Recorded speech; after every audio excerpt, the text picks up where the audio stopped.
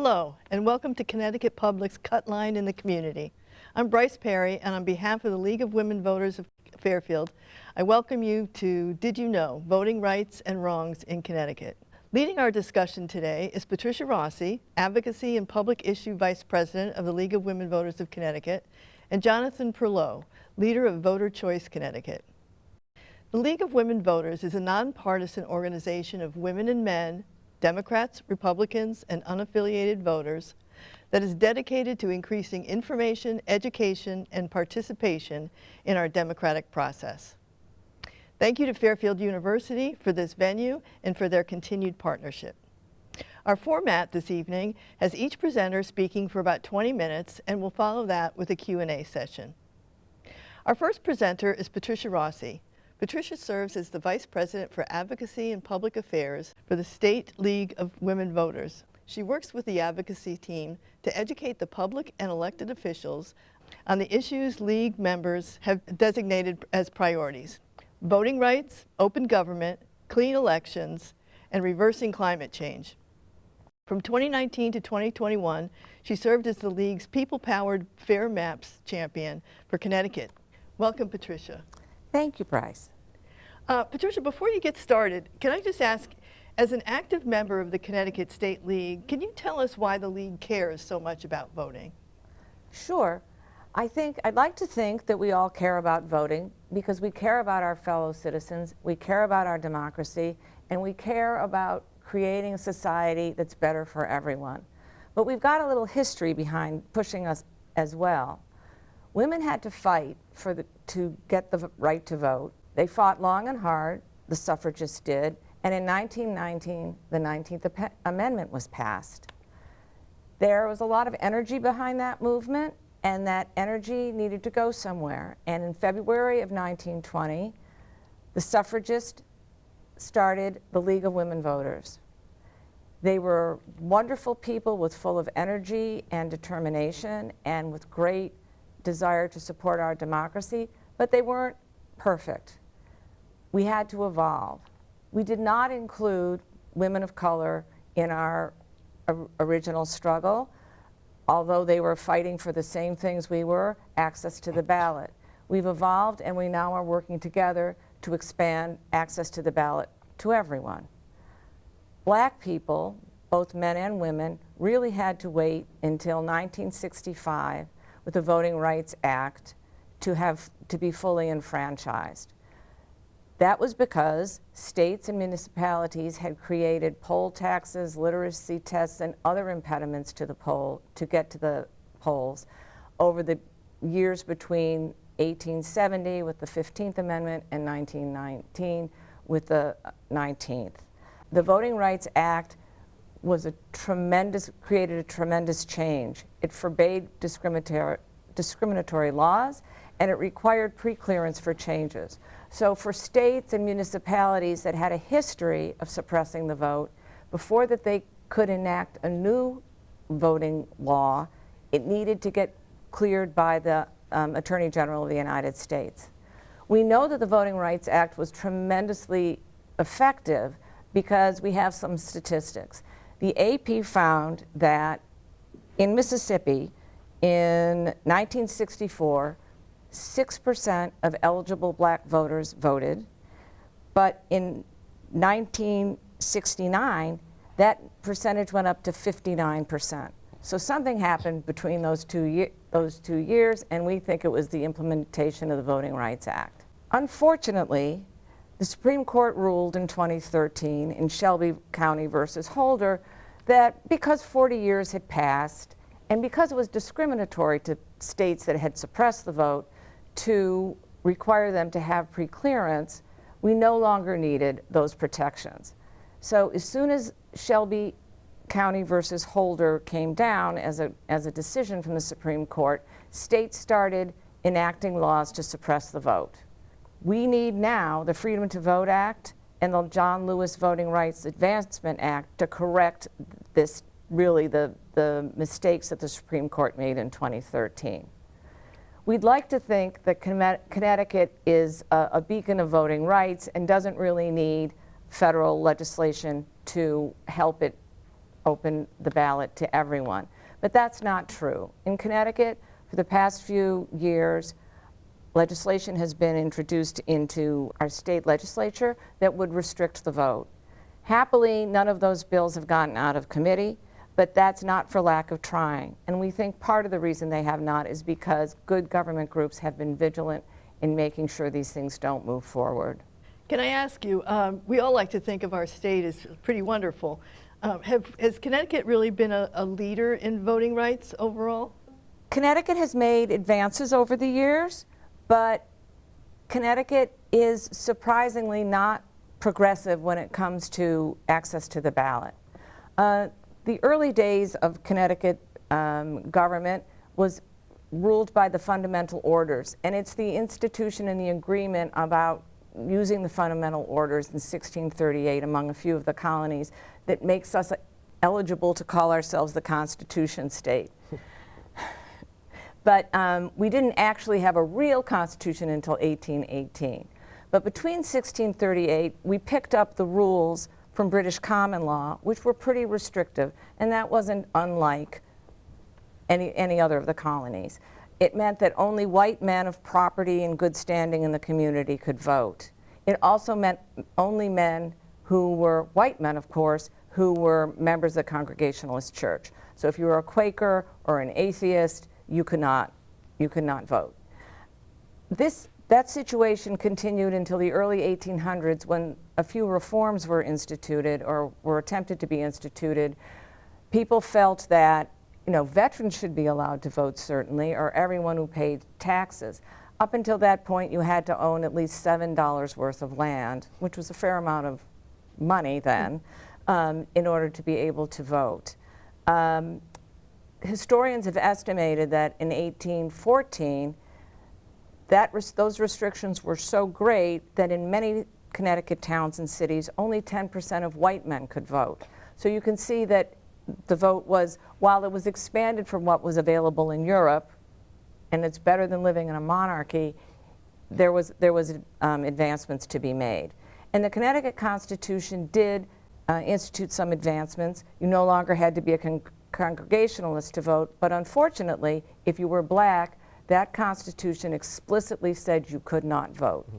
In 1855, we took another step backwards, and the state instituted literacy tests and one-year residency requirements, and these restrictions were aimed at Irish immigrants. We have a little bit of we have more than a little bit of a shameful thing in that those literacy tests and residency requirements were later picked up by southern states as examples of how to restrict the vote during Jim Crow.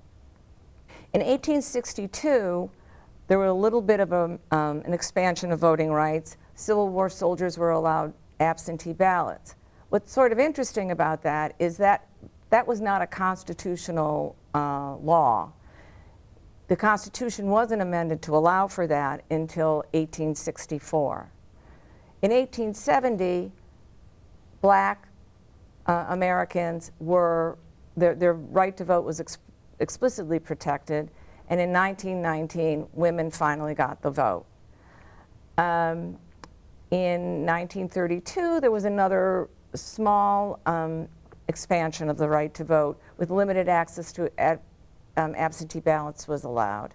And in our new Constitution of 1965, so we had one in 1818 and then again a new one in 1965, another couple of small adjustments were made to the absentee ballot options, including some exemptions for religious restrictions. People like to say that the amendment is, the Constitution is sacred and we shouldn't go around amending it all the time. But that Constitution of 1865 has been amended 31 times, and a few of those times were for voting rights. In 1975, 18-year-olds were given the right to vote, and 17-year-olds who would be 18 by election day were given the right to register. I think importantly, from a principles point of view, in 1974, becoming an elector was no longer defined as a privilege, but it is a right. And I think that's the way the League of Women Voters looks at voting. In 2022, we'd like to expand the franchise further, and Connecticut needs to institute early voting. Connecticut is one of 6 states with no early voting, and we're not keeping good company here. It's Kentucky, Mississippi, Missouri, South Carolina, and the outlier of New Hampshire. Even South Carolina last week voted to institute early voting. So we're not on the progressive end of this. We're pulling up the rear.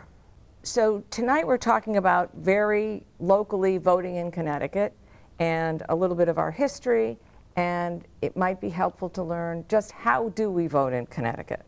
So we have a very particular way of registering, casting your ballot, and certifying the vote.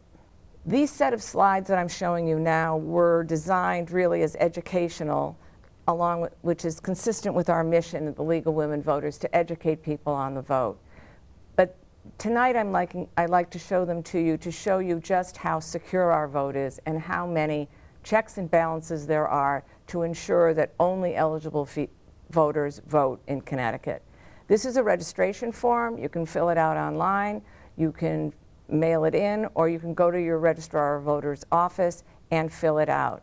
And it requires you, in those highlighted yellow sections, to give proof that you are eligible to vote in Connecticut. You're a citizen, you live where you say you do, and you have not been convicted of a felony that would remove your right to vote. And at the bottom, you have to swear that those things that you've said on the form are true. There are many, many checks and balances to make sure that people who register to vote and get on the voter rolls should be on the voter rolls. And one way in which I think you can see that there are a lot of checks and balances is that the registrar of voters, and in Connecticut, all of our 169 towns have a Republican registrar and a Democratic registrar, and they also have a town clerk. All of these people swear, once they're in office, to make sure that they serve all voters equally. There are a lot of eyes on every registration form, on every voter roll, on every ballot.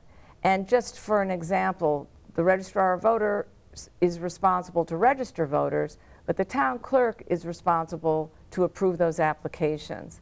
The registrar sets up the machines on election day, but the town clerk holds the keys to the voting machines. So these responsibilities are widely distributed, and I think that that's a way that we can feel pretty good that there are plenty of eyes on every step of this process. At the polls, that bipartisan, many eyes situation continues. And in Connecticut, we have both a combination of very old school checks and balances. We have people in every ward who are probably your neighbors who are checking you in to vote. Those voter rolls are checked to make sure that you haven't already submitted an absentee ballot. If you show up at one ward, but you're not registered to vote there yet at another, there's a call made between the wards and your name is stricken off one set of voter roll and put onto another. Absentee ballots have up until this point been a very small number of the ballots cast in Connecticut. But because of the pandemic, a special situation was adjusted to by allowing people to use an absentee ballot for fear of COVID. And we also got official ballot drop boxes, which made it easier for people to both put in their application for an absentee ballot and also turn it in when it was filled out. This just was a remarkable experiment that, was one of the good things that happened to us, one of the few out from the pandemic, because we got an incredible, incredible result. Over 79% of eligible voters voted in 2020, almost 80% of turnout during a pandemic, which is an extraordinary feat for us in Connecticut, and we want to do that or better in elections to come. Another way of showing you just how secure our ballots are in Connecticut and how seriously, very, very seriously, we take voting. This is an application for an absentee ballot, and when the town clerk reads through this and approves it, it is given a number that will be matched to the returned and completed absentee ballot. So when people say, oh, it was a terrible thing that all of these applications were mailed out, well, I don't know about you, but I get a few applications for credit cards every week. Just because I get them doesn't mean I have the credit cards.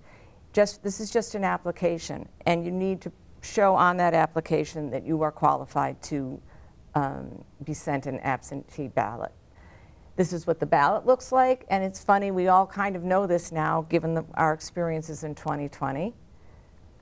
This is what the inner envelope looks like, and it needs to be filled out in a particular way. The outer envelope. And then this is a list of all of the reasons that that poor absentee ballot can be rejected. So again, there are many, many checks to make sure that our absentee ballots are coming from eligible voters. Once all the ballots have come in at the polls, there are many workers. All of these people been talking about in our 169 towns, there are poll workers, and they are recruited from both the Republican and the Democratic Party. Everybody watches everything. There are lots of support personnel, everybody watching to make sure that everyone who is qualified to vote gets to vote, but no one who is not qualified to vote does not, puts in a ballot. When the polls close at 8 p.m., that's when all the hardest work begins. The checkers have to review the in-person voters to ensure that the number of ballots cast, the number of names checked off the list matches the number of votes that are on the tabulator. And there are plenty of people standing around watching. I've done this before, and what we all talk about is nobody leaves that room until every ballot is accounted for. And that could either be at 9 p.m. or it could be at 2 a.m., but it's going to happen. And then after 8 p.m., all of the information that's been collected from the various polling places goes to City Hall, where the registrars verify the results. And during this time, there are many, many people around. There are members of the two town committees, of the Democrats and the Republicans. There are all of these poll workers, and there are various other representatives from the different parties and from the towns. That information gets put into the Connecticut election management system, and through that system, it is sent to the Secretary of State, where she certifies the vote. And the vote is secure in Connecticut. Of the 22 million ballots cast in Connecticut since 1990, between 1990 and 2020, there were 22 million ballots cast, and there were problems with only fewer than 20 of them.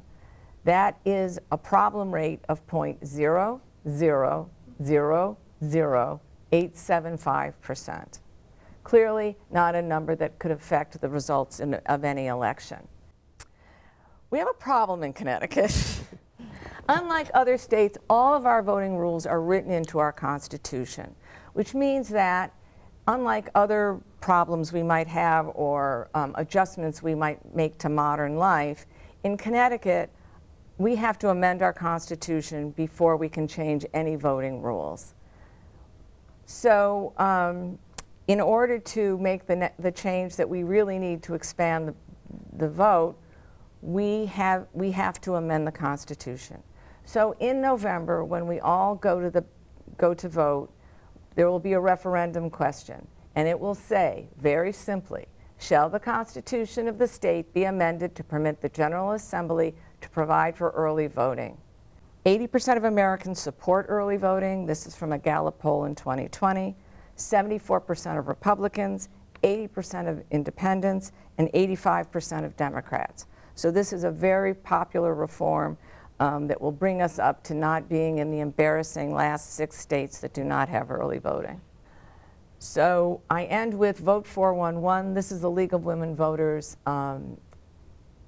service where you can find out, are you registered, where your voting place is, what's going to be on the ballot. And we just encourage everyone to vote. Thank you, Patricia. Our second presenter is Jonathan Perlow. Jonathan co-founded and leads Voter Choice Connecticut, the citizens group working to bring ranked choice voting to Connecticut. Since the 2016 election, he's been active in efforts to protect and expand voting rights and strengthen our democracy, including the successful grassroots effort to get Connecticut to join the National Popular Vote Compact. Following a career in marketing communications strategy on both the client and agency side, in 2017, Jonathan moved into legislative advocacy, where he now serves as Director of Communications for Connecticut Against Gun Violence. Welcome, Jonathan. Thank you so much, Bryce. And thank you to the Fairfield League of Women Voters and Connecticut Public for hosting this forum on something that's really important, democracy.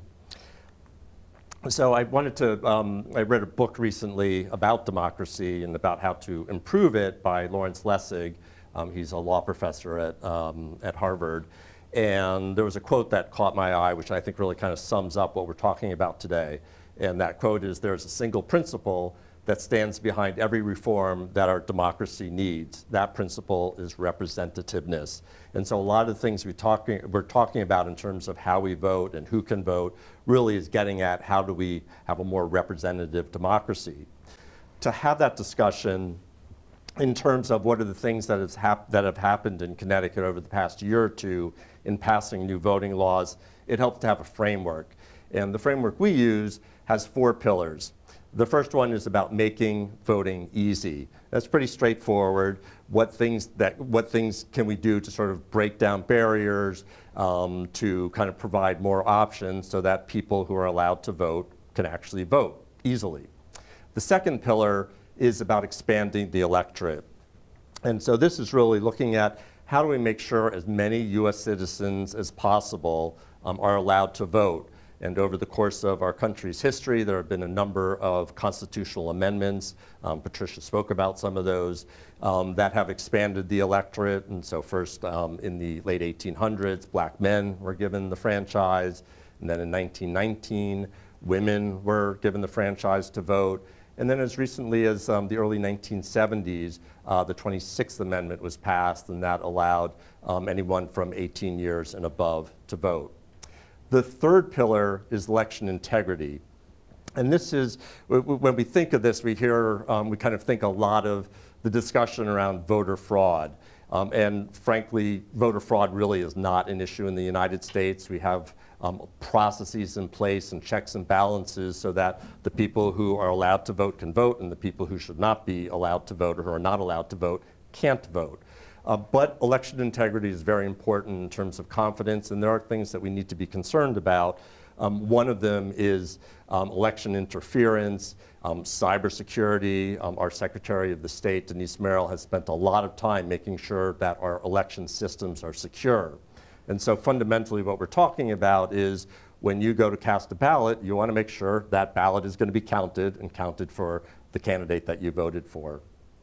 The fourth pillar, representative outcomes, is a little different. The first 3 things kind of focus on the process and making sure as many people can vote and that it's easy to vote. The last one, representative outcomes, really looks after the fact. What happens after people vote? What do the election systems produce in terms of winners? Are they actually representing the population, the voters, the electorate? So what I'm going to do now is talk about some of the laws that have been passed in Connecticut last year and this year that have strengthened our democracy, strengthened the right to vote. So in the column of making voting easy, a number of things happened last year. We expanded automatic voter registration beyond just the Department of Motor Vehicles to other state agencies. So if you go in and register for something in another agency, you can automatically be registered to vote. So it becomes easier to get registered. Patricia talked about the early voting resolution. That will be on the ballot in November 8th when you cast your ballot. In a similar vein, last year, the legislature voted on a ballot resolution to allow for no excuse absentee voting. And that has to be voted on again by the legislature in 2023. And if it passes by a majority, then it will go on to the ballot in 2024, again, removing the restriction in the state constitution that right now prevents anyone from voting by absentee ballot. But just this year, a law was passed, HB 5262. It was signed by Governor Lamont recently, and it does to some degree expand who can vote absentee. So if you're a commuter and you're worried about getting home after 8 o'clock when the polls close, you can now vote by absentee ballot, whereas before, because you were in your town for part of the day, technically you were not allowed to vote absentee. And if you're a caretaker, somebody at home is sick or disabled and you have to be with them all day and you can't just get away to the polls, before you were not allowed to vote by absentee ballot, now you are as a result of this law this bill that was passed. In terms of expanding the electorate, incarcerated people are not allowed to vote in Connecticut, but it was also the case that once you were on parole, you were still not allowed to vote. We changed that last year. A law was passed that gave the franchise back to parolees. So now we've expanded the electorate a bit. In terms of election integrity, this isn't a big thing, but you may remember in 2020 when all of us were allowed to vote absentee, there were some concerns about mailing your absentee ballot back, and would the Postal Service get it back to town hall on time, or would it get lost? And so the Secretary of the State bought every town in Connecticut a ballot drop box.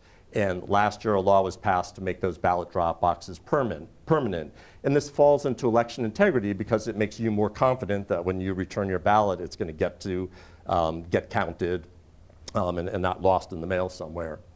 There's 2 bills before the legislature right now. One bill is to ban foreign spending on ballot measures. So for example, the ballot measure on early voting that will be on the ballot in November. And given the history of what happened in the 2016 election with foreign interference, we feel this is an important protection to keep foreigners or other countries from meddling in our elections. And another very important bill is the Connecticut Voting Rights Bill. That's Senate Bill 471. We're hoping for a vote on that. And the reason for that is to strengthen protections for voters, particularly voters of color. And a lot of what this bill does is make up for the fact that protections that existed at the federal level in the 1965 Voting Rights Act, which were stripped away or struck down by the Supreme Court in the Shelby decision, this, for Connecticut, will kind of put them back in place. So protections against voter intimidation, and particularly a pre-clearance program for municipalities that have a history of discriminating against some classes of voters. And then in the last bucket, the last pillar of a strong democracy, are representative outcomes.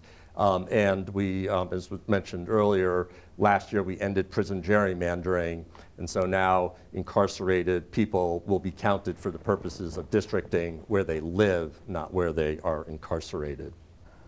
Jonathan, you talked about legislation that strengthened democracy throughout this. What about the opposite? Is there something coming down the pike that we need to be worried about? Well, Bryce, that's a great question. Although I think we have a lot to be proud of in Connecticut in terms of what we've done in the last 2 years for strengthening protections and making it easier to vote. There are things that we need to be concerned about. And these anti-democratic forces in Connecticut are frankly very similar to what's happening in other states around the nation. And they kind of fall into 3 buckets. One is undermining voter confidence, litigation, and legislation. I'll give you a few examples of each of those things. So we've heard a lot of claims about voter fraud and how our election, particularly the 2020 presidential election, was fraudulent and stolen. These are baseless claims. They're not backed up by any evidence. Lots of court cases have thrown out litigation to that effect. But even here in Connecticut, there were lawmakers making these claims. So for example, in 2020, the House Minority Leader asserted that voter fraud was a huge issue. She made this statement on Connecticut Public Radio. The interviewer asked her, well, could you give us some examples of this voter fraud? And she wasn't able to. After the 2020 election, the state senator claimed that absentee ballot fraud was occurring in his district. The interesting thing is the State Enforcement Elections Commission didn't receive a single complaint from anywhere in Connecticut about absentee ballot voter fraud. And the reason for that is we have very strong protections against voter fraud by absentee ballot as well as in person. And then more recently, there was a state senator who said voting by mail is too extreme and it reduces security at the ballot box. Well, first of all, as I just said, there is no issue in terms of voter fraud of absentee voting, but he's really out of step with what Connecticut voters want. There was a poll done in 2020 by Secure Democracy, and it found that 79% of Connecticut registered voters feel there should be alternatives to voting in person, which is essentially early voting or vote by mail. In the area of litigation, there have been attempts to block ballot access. So again, a few examples of how that's happened over the past year or two. Again, back in 2020, when we were talking about whether COVID should be a reason to vote by absentee ballot, the Senate Minority Leader came out and said fear of COVID as a reason to vote absentee was eviscerating the state constitution, and it begged for legal challenges. And in fact, there were legal challenges. There were 2 lawmakers and others, including somebody who's running for Secretary of State right now, sued the Secretary of State to prevent this expansion, to prevent all people from voting absentee due to fear from COVID. There was also another lawsuit against the state by 4 candidates running for Congress that sued to stop mailing absentee ballot applications. And fortunately, both these suits failed to have their desired effect.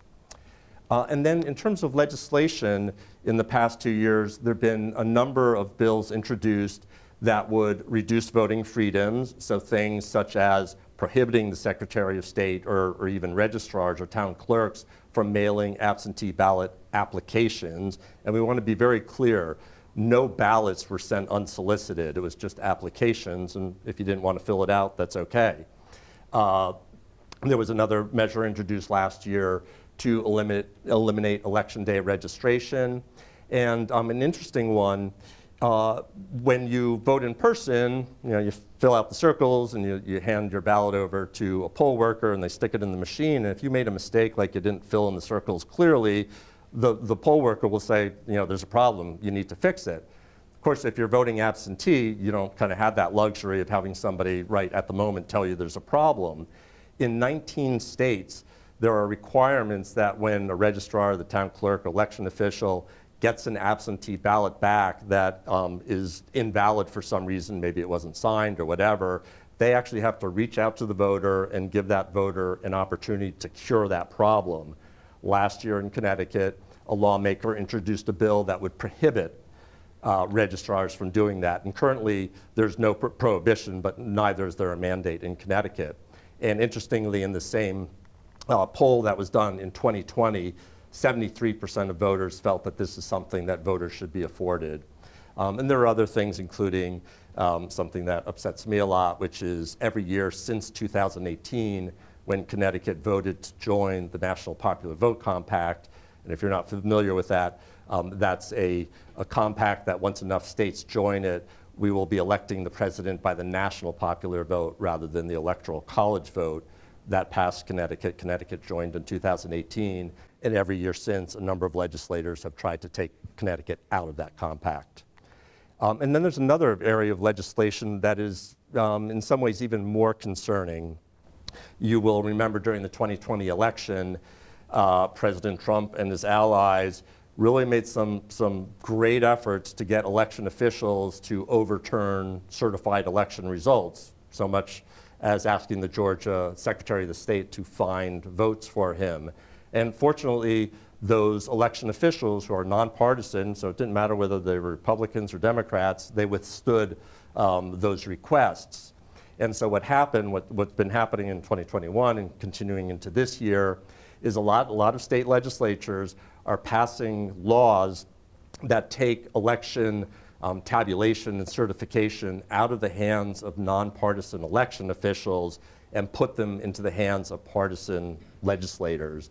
And a bill was introduced last year to do the same thing in Connecticut. Fortunately, that bill was not able to get voted out of committee. So for right now, we are in good stead, but it is something we need to be vigilant about. And I think this quote, when I was doing research on what some of these voting wrongs are, I came across an op-ed written by one of our state representatives, Christine Palm, And she wrote, the only reason to limit people's voting rights access is to stack the deck against your opponent by picking and choosing whose voices get heard. That's the real voter fraud. I have another question for you, and changing tacks a little bit. I know Voter Choice Connecticut is promoting ranked choice voting. How does that fit into your 4 pillars of democracy? Great question, and thank you for asking that, because I am very passionate about ranked choice voting. So the last pillar I talked about was representative outcomes, and that's really what ranked choice voting is all about. So today's elections use plurality voting. Sometimes it's called first past the post voting or elections, and it's pretty simple. You get your ballot, you mark your candidate, you mark your ballot for one candidate, we tally up the votes, and whoever gets the most votes wins, even if a majority of voters preferred other candidates. And as a result of that, we have some unintended consequences, and quite honestly, serious unintended consequences. 3 kind of rise to the top. The first is spoiler candidates. So you have a candidate running in a race who really has no chance of winning, but by being in that race changes the outcome of the election versus what it would have been had that candidate not run. The best sort of most kind of well-known example of this is the 2000 presidential election in the state of Florida, where George Bush won by 537 votes, but Ralph Nader was a third-party candidate, and he received almost 100,000 votes, and exit interviews showed that clearly he was drawing many more votes away from Al Gore than George Bush. So had Ralph Nader not been in that election, the outcome would have been different. In fact, the presidential, not only in Florida, but overall.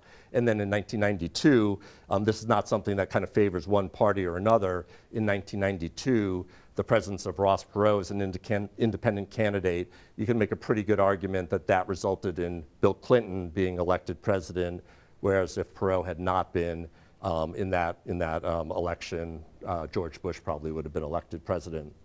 And then there's vote splitting. This happens, and let me be clear, when we talk about ranked choice voting, these problems happen only when you have more than 2 candidates running, so 3 or more candidates. Vote splitting happens when you have multiple candidates, and more typically in primaries where there are a lot of candidates, and you have a group of candidates that are sort of similar, and then you have one candidate that's not similar to the rest of them. And so people go in to vote, and let's say 75% of the people are voting for the moderates, but they split up the vote. And what ends up happening is the person, the sort of extreme or the fringe candidate wins because the other votes, the majority of votes were split up among other candidates. And that's happened frequently in a variety of different elections, particularly in primaries. And the last problem with plurality voting is wasted votes. And this doesn't happen in Connecticut yet. If we get early voting, it is a problem we'll need to worry about. But when you vote early, you risk the problem that come election day, the candidate you voted for has dropped out of the race. An example of this, and so essentially you had no say in the outcome of the election. This happened in the 2020 Democratic primary, days before Super Tuesday, when a whole bunch of states vote in the primaries. 3 candidates dropped out, Buttigieg, Klobuchar, and Steyer. And the reason they dropped out was this vote splitting problem. They were all moderates. They were worried that they were taking votes away from Joe Biden, and therefore might end up electing the progressive candidate. And so they dropped out. The problem was 1 million voters had already cast early ballots, and they essentially had no say in the outcome. What this really boils down to is an observation about human nature, and that is preferences aren't all or nothing. When we're given a choice of things to select among, we have degrees of preference. So let's say I go into Baskin-Robbins and I ask for a chocolate ice cream cone, and the server says, "I'm sorry, Jonathan, we're out of chocolate ice cream." I don't turn around and say, "Well, give me any one of those other 30 flavors, I don't care." Of course not, I have a backup. It's like, you don't have chocolate, I'll take coffee. Well, the question that we're asking is, why shouldn't that be the same with our voting systems? If your first choice is no longer available, can't you have a backup choice? And the answer is yes with ranked choice voting. So instead of picking just one candidate, ranked choice voting allows you to rank multiple candidates in the order you prefer them. I'm going to give you a very quick explanation of how this works. Glad to talk to people at further length some other time. So the key elements of how a ranked choice voting election works is you have a ballot and you pick your first choice, your second choice, your third choice. You don't have to. If you still want to pick just one candidate, that's fine. Pick your one candidate and leave the other circles empty. And then in tallying up the votes, we look at all the first choice votes. And if a candidate receives 50% plus one of first choice votes, they're the winner, just like in a plurality election. However, if no candidate gets a majority of first choice votes, the candidate with the fewest number of votes is eliminated, and the voters who picked that candidate as their first choice, their second choices now come into play. And you count up the votes again, and you keep doing that until a candidate receives 50% plus one, or a majority of the votes cast. What are the benefits of ranked choice voting? Well, first, it ensures that the winning candidate has majority support. And for some people, it may not have been their first choice, but at least it was their second choice. It was not their last choice. And so ranked choice voting does a better job of picking consensus candidates that really represent the will of the majority, which is what the late Senator McCain had to say about ranked choice voting. Secondly, it eliminates this problem of strategic voting, of going into the polling place and saying, I really, really like Ralph Nader, but I'm worried that if I vote for him, I might end up electing my least favorite candidate. With ranked choice voting, that doesn't matter. You go in, you vote for Ralph Nader, he turns out to nobody got a majority, he's eliminated, and your second choice, Al Gore in this case, potentially, comes into play. And so you go in and you vote what you really feel. You don't have to strategize and worry about, well, I wonder what other voters are going to be doing. Third, because of these problems with our election system, with plurality elections, a lot of candidates sort of self-censor. They don't run because they're worried about splitting the vote, or they worry about being a spoiler candidate, and so they don't run. And that's taking choices away from voters. So because ranked choice voting gets rid of these problems, it encourages more candidates to run. That brings in more diverse viewpoints, and that's good, and that is why we call it, that's why we call ourselves Voter Choice Connecticut, is giving voters more choices. And lastly, it reduces the negative campaigning that we are so familiar with.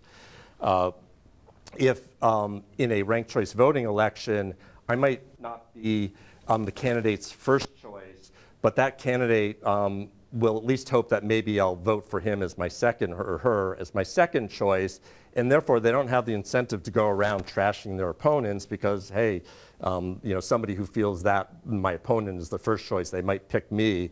And in fact, what candidates do, and we see this in municipalities and places where there are ranked choice voting elections, candidates actually try to find common ground, and they say, I'm kind of similar to this person, so consider me as your second choice. So that's the beauty of ranked choice voting, and I'd be happy to answer questions about what we're doing here in Connecticut to bring ranked choice voting to Connecticut. Thank you, Jonathan. We're now going to open our Q&A section. If you have a question for us, please come up to the microphone, state your name, and ask your question. Thank you so much. Yeah, thank you. My name is Molly Lamendola. I'm a senior here at Fairfield University. My question is regarding that, as a young voter myself, I know engaging with my generation and the younger voter population is incredibly difficult. So I was wondering both what you guys do to engage with my generation of voters, and then also what we can do to better help all of the things you discussed today about bettering the access to voting. Well, Molly, I'm really glad that you had that part of your question where we said, what can we do? Because I do think it's a we thing. And you are right, we are working hard to engage younger voters. We're trying to use different methods, like using Instagram, Facebook, as I guess not so much for your generation anymore, but so we're trying to do outreach of that kind. We're making sure that we make available, for instance, registration by QR code and in other ways that young people are more likely to use. But of course, what's behind that is no one's going to bother registering if they don't think that there's an issue that touches them. And I'll tell you one reason why we've really embraced climate change this year is because we want to engage younger voters. It's also because it's an incredibly important problem, but we recognize that it's very important to younger voters. We're also trying to work with allied organizations. You know, the League of Women Voters has a lot of strengths, but we recognize a lot of other nonprofits out there have other strengths, and we're trying very hard to work together to make sure some of their ability to get to a younger audience we can play backup on. So that's one of the things we can do, and we would love to have your help. Join your local league. I guess just thinking of some of the things that I do for the organization I work for during the day. We have a youth council, and we're always just trying to find young people, students, to get involved. And I think the most important thing is helping you appreciate that you can actually make a difference. And when I got involved in advocacy and activism, which I did much later in life, it was because I realized that you get a group of people together, you work on an issue. My first issue was national popular vote, and it was just a grassroots movement, and we got the state legislature to vote for something. And so I think that the thing that I really want to leave young people with and young voters is your voice matters. And it doesn't take a whole lot of commitment, you know, just it could be an hour or two every now and then. You can really have an impact on our democracy. Do we have another question? Oh, thank you. Hi there, Laura Smits. I have a question. Where do we stand with no excuse absentee ballot voting? So the reason we don't have no excuse absentee voting in Connecticut is because the Constitution forbids it. It has some very explicit list of what you can vote by absentee ballot. And so we have to amend the state constitution, and that's a process. And the way the process works is first the legislature has to vote on a resolution to put on the ballot. And if 75% of both the House and Senate vote for that resolution, and so for example, the resolution should be, shall we amend the state constitution to allow for no excuse absentee ballot voting? If a 75% majority in both chambers vote for that, then at the next statewide election, that question would go onto the ballot. But if only a majority of the legislators vote for it, then it has to be voted on by a subsequent legislature. And in Connecticut, we have a 2-year legislative session. So last year, they voted for the no excuse absentee ballot resolution. But now we're in the second year, so they can't, if they voted on it, it wouldn't make any difference. So we have to wait until 2023 for the legislature, a new legislature, to come back, vote for the same resolution. If it passes by a majority, it will then go on to the ballot in 2024. Voters will have a chance to say yes or no, we should amend the Constitution. If they say, yes, we want to amend the Constitution, then we have to go back to the legislature, and they actually have to pass a law that allows us to do it. So that's why the process of opening up our election, allowing more people to vote, whether it's early voting or no excuse absentee voting, is such a long process. And changing the Constitution is, should be done carefully and with thought, and so that there are built-in safeguards. Unfortunately, at this point, it's kind of working against us. I have one. Great. And this has always bothered me. Too many people feel like that only the national elections are important. And that's when they kind of rally and come out. How do we convince people that local and midterm elections are just critical to the democratic process? I would direct people in Connecticut, since we're talking about Connecticut, to some local issues that have come up recently that have been quite important. For instance, in Killingly, it's been in the newspapers that the Board of Education's had a real conflict over allowing for a mental health clinic within the schools. And I think people feel very strongly on either side of it. It seems like the majority of people in Killingly, and certainly the majority of the students, want a mental health clinic, but because of who's on the school board, that was not allowed to happen. School board elections are won and lost by very small margins. People need to vote in school board elections. And it really matters. It matters what your kids are going to be taught, what services are available to them, and things like that. Sort of similarly, I live in New Haven. We have some real issues in town about traffic and traffic accidents, and the Board of Alders is considering traffic quieting strategies. And if you want to get them in your neighborhood, you need to be able to, you need to have somebody who represents your point of view, and you need to be able to call them up and say, hey, can you help us get this passed? So very local issues that affect you every day. You need to vote so that you can affect those decisions. Anything to add? And so I think at the very local level, it really matters. And it also matters at the state level. And I know when I first got involved in sort of advocacy and thinking about laws and stuff, I kind of thought, it's all down in Washington, only the federal level matters. And the fact is, a lot of what affects our lives, and whether it's how we vote or our options for health care or regulations controlling who can own firearms, those are set at the state level. And so it's really important to be involved in state politics as well as municipal politics to affect the things that are affecting you.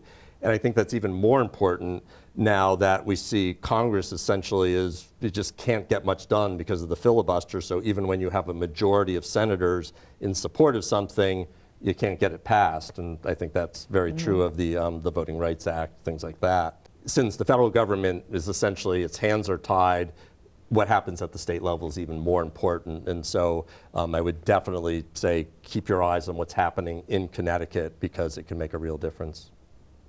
Thank you. Any other questions?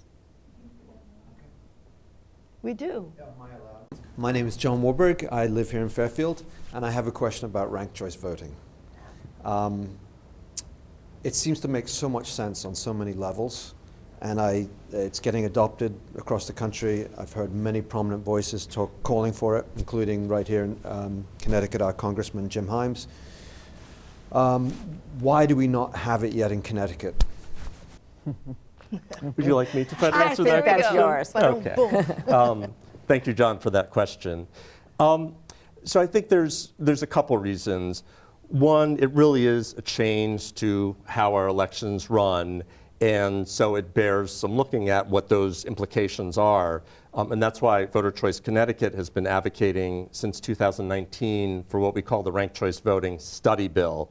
We're asking the legislature to set up a task force with the right types of people who have experience in elections and running elections locally, so registrars, town clerks, people experienced in election law, to really look at the implications in terms of what statutory changes we might need to make, and there probably will be, there's almost certainly going to be statutory changes, how it would affect the process of just counting up votes, and what if somebody doesn't win on the first round, how does that work? So that bears studying. In terms of, so we've been working at this since 2019. The first year we started, a bill was passed by the House, but it was not called in the Senate. For those familiar with the legislative process, it's kind of like a log jam at the end of the session, and so you're competing with lots of other bills to try to get called. So it wasn't called in the Senate. We came back in 2020, and the bill was raised by the Government Administration and Elections Committee. There was a public hearing. Overwhelmingly, the people, the citizens who testified on that bill were testifying in favor of it, I'd say probably by a count of like 10 to 1. And then literally the week after the public hearing is when the pandemic shut down the legislature, so nothing happened in 2020.